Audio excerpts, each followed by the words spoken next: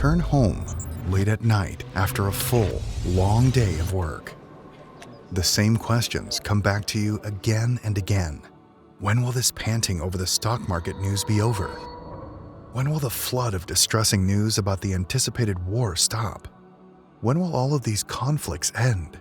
When will all this noise cease and be replaced with calm? Then again, the same big questions come to your mind. Where did I come from? Why am I here? What's my final destination? What an exhausting life. Questions like these often resonate deep within our minds, but most answers neither heal our hearts nor calm our minds. So let us explore together for convincing answers, and let us agree from the beginning that you'll look beyond your previous biases and impressions and hear me out with an open heart. When you came into your office this morning, after a long vacation, you found your office organized, your morning cup of coffee still hot, just the way you like it. You would never say that this arrangement happened by coincidence, as someone must have entered the office and arranged it, then brought you a cup of coffee and left it on your desk. You don't necessarily have to know who did it, but you know that someone did. Is that not so? If this is the case with your small office, what about the billions of living organisms, plants, and objects? What about this delicate ecosystem that sustains life on our planet? What about the awe-inspiring structure of our bodies? What about the world of living cellular organisms that continue to amaze scientists? And if we go beyond our planet into space, what about the vast universe around us? What about tens of billions of galaxies, along with their stars and planets? No rational individual would accept that his office was arranged by chance. How, then, can one accept that this great, multifaceted, meticulously designed universe came into existence by mere coincidence? Allah the Exalted says, "Is it that they are created by none? Or are they themselves the creators? Or did they create the heavens and the earth? Rather, they are not certain." At-Tur 35-36. We did not bring ourselves into existence, and we did not bring this universe into existence. And it is not possible for us to exist without a maker that brings us into existence. All of these claims are entirely illogical. Therefore, there must have been someone who created us. So the question remains, who created us? And the divine answer is, or have they a deity other than Allah? Exalted is Allah above whatever they associate with Him. At-Tur 43. There is no creator for this universe, and all that exists within it other than Allah alone. And He has no partner in creating the heavens and the earth, or managing their affairs. Had there been within them, i.e. the heavens and the earth, deities besides Allah, they both would have been ruined. Al-Anbiya 22.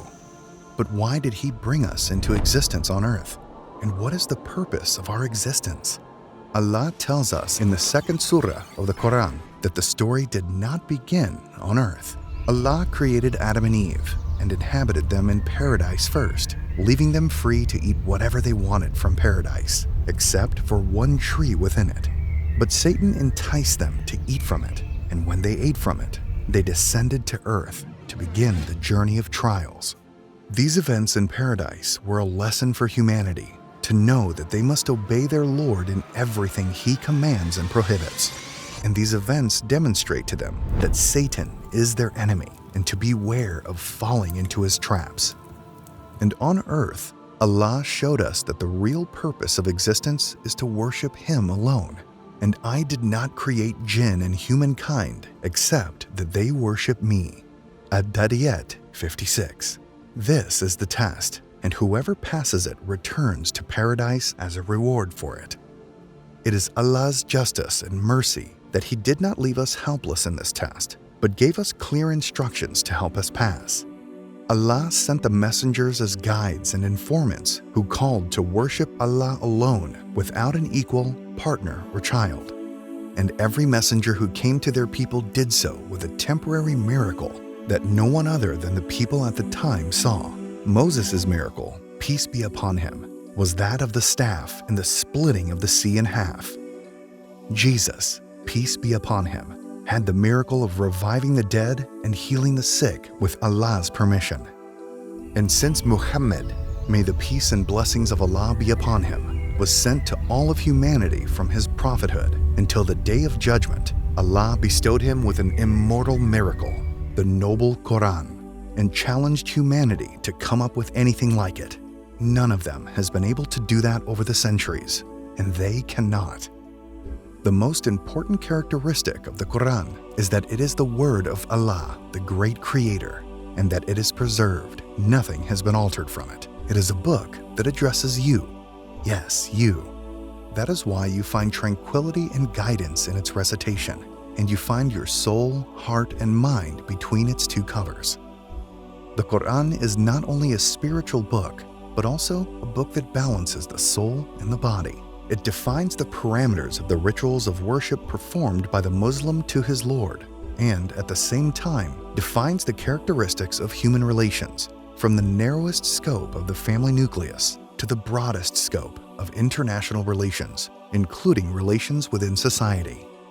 It is a book of legislation, comprehensive in all aspects of life.